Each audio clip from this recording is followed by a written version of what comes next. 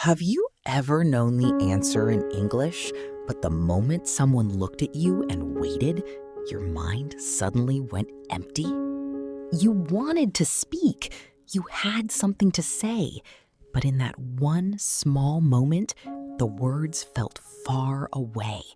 Your chest became tight, your thoughts became noisy. Then silence arrived before your sentence did. If this happens to you, I want you to hear something important at the very beginning of this video. You are not stupid. You are not broken. And you are probably not as bad at English as you think you are. Something else is happening. Many English learners believe they have a language problem, when in reality, they have a pressure problem. They understand more than they can say. They remember words when they are alone. They can read, listen, and even write with some confidence. But when it is time to speak in real life, the body changes. Fear enters. Self-awareness becomes too loud. The mind starts watching itself instead of expressing itself. That is why even simple questions can feel difficult. It is not always because you do not know enough. Sometimes it is because your brain is trying so hard to protect you that it stops helping you speak. And in a moment, I'm going to show you why the blank feeling does not mean your English is gone. In fact, it may reveal the exact mistake most learners make when they try to become more confident. Once you see it, the way you practice speaking may change completely. Let us start with a truth that many people never hear. Knowing English and accessing English under pressure are not the same thing. A person can know many words and still freeze in. But when it is time to speak in real life, the body changes. Fear enters. Self-awareness becomes too loud. The mind starts watching itself instead of expressing itself. That is why even simple questions can feel difficult. It is not always because you do not know enough. Sometimes it is because your brain is trying so hard to protect you that it stops helping you speak. And in a moment, I'm going to show you why the blank feeling does not mean your English is gone. In fact, it may reveal the exact mistake most learners make when they try to become more confident. Once you see it, the way you practice speaking may change completely. Let us start with a truth that many people never hear. Knowing English and accessing English under pressure are not the same thing. A person can know many words and still freeze in conversation. A person can study for years and still go silent when someone asks a direct question. A person can improve every week and still feel embarrassed in one real moment. This does not mean the learning is fake. It means the nervous system is. It starts focusing on safety. That is why some learners speak much better when they are alone. Alone, there is no judgment. Alone, nobody is waiting. Alone, there is no risk of looking slow, awkward, or imperfect. But once another human being is in front of you, the emotional meaning of English changes. It is no longer just language. It becomes exposure. It becomes identity. It becomes a test of confidence. And the more personal it feels, the more likely your mind is to tighten. This is where many learners become unfair to themselves. They think, I forgot everything.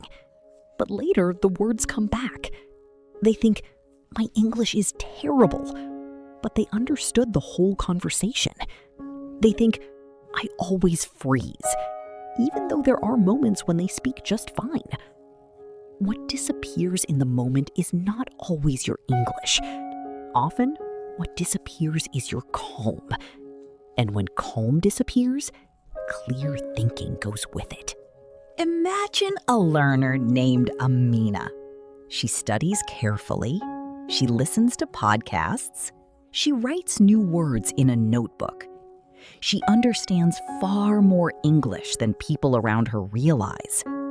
But when someone asks her a simple question, something shifts. Tell me about yourself. What do you do? What did you do this weekend? These are not difficult questions, but her body reacts as if something dangerous is happening. Her shoulders tense, her breathing becomes shorter. She starts trying to create the perfect sentence instead of a real sentence. The more she tries to sound good, the harder it becomes to say anything at all. After the conversation, something frustrating happens. Better answers come later. Clearer sentences appear while walking home. Smarter phrases arrive in the shower, in bed, or while replaying the moment. This is one of the most painful parts of speaking anxiety. It makes people think they failed because they were not prepared, when actually they failed because pressure blocked access to what they already knew. That misunderstanding keeps learners trapped.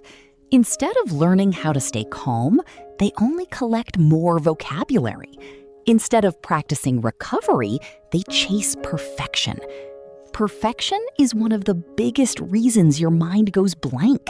If you believe every sentence must sound impressive, natural, fluent, and correct, then speaking becomes heavy before it even begins. The brain becomes busy watching mistakes instead of building meaning. Real conversation is messy. Native speakers pause, they restart, they search for words, they change direction in the middle of a sentence. But many English learners secretly believe they must sound polished immediately. That belief creates tension. Tension creates slowness. Slowness creates panic. And panic makes the mind feel blank. There is also another layer that many people do not notice. Sometimes English is not the real fear. Being seen is the real fear. Being judged, being corrected, being misunderstood, looking less intelligent than you really are, looking weaker than you feel inside. For some people, English-speaking anxiety is actually old social anxiety wearing a new coat. The language becomes the stage, but the deeper pain is older. Maybe you were laughed at once. Maybe you were corrected too harshly. Maybe you learned that speaking imperfectly is embarrassing. If that belief stays inside you, every conversation feels heavier than it should. That is why confidence cannot grow only through more study. More study helps, yes, but confidence grows faster when you stop turning every speaking moment into a performance. If your only goal is to sound impressive, pressure becomes immediate. If your goal is to connect, share, and stay present, the body starts to soften. This is the big change I want you to remember. Your first job in conversation is not to sound perfect. Your first job is to stay with the moment. Now, let me show you what makes the blank feeling worse. The first thing is rushing. Many learners panic when there is even 1 second of silence. They believe a fast answer is a better answer, so they hurry. But a rushed brain cannot think clearly. One small pause is not failure. A small pause is normal. Sometimes one breath is the difference between freezing and speaking. The second thing that makes it worse is self-monitoring. While speaking, the mind starts asking too many questions. Do I sound wrong? Was that grammar correct? Am I too slow? Is my accent strange? Does this person think I am weak? These questions steal energy from the actual conversation. The third thing that makes the blank feeling worse is using language that is too difficult for your current state. When pressure is high, simple English wins. Short, honest, real sentences work better than complicated ones. If you are nervous, do not force a long, polished answer. Give one true sentence first. Build from there. Communication grows from movement, not from perfection. Here is the 3-step method I want you to use in real conversations. First, breathe out before you answer. Not in, out. A longer exhale tells your body that the moment is survivable. Second, choose a simple sentence instead of the best sentence. Third, use a bridge phrase when needed. You can say, "That's a good question." You can say, "Let me think for a second." You can say, "I'm not sure how to say it, but..." These phrases buy time without making you feel stuck. They create a path forward. Let's make this practical. If someone asks, "What do?" you do not need the perfect answer. You can say, "I work in marketing. It's busy, but I enjoy the creative part." That is enough. If someone asks, "What did you do this weekend?" you can say, "I stayed home mostly. I rested and watched a film." That is enough too. The problem is not that learners do not know these sentences. The problem is that pressure makes them forget that simple is powerful. Another important thing to understand is that recovery matters more than smoothness. Even confident speakers have awkward moments. Even fluent people forget words. What separates calmer speakers from anxious speakers is often not perfection. It is recovery. When a confident speaker loses a word, they stay with the conversation. When an anxious speaker loses a word, they often lose themselves with it. So start measuring progress differently. Progress is not only speaking without mistakes. Progress is recovering without panic. That means even a small improvement counts. If you still feel nervous but continue speaking, that is progress. If your blank moment lasts 2 seconds instead of 10, that is progress. If you choose a shorter sentence and stay present, that is progress. If you leave a conversation with less shame than before, that is progress too. Quiet progress matters. It changes identity slowly but deeply.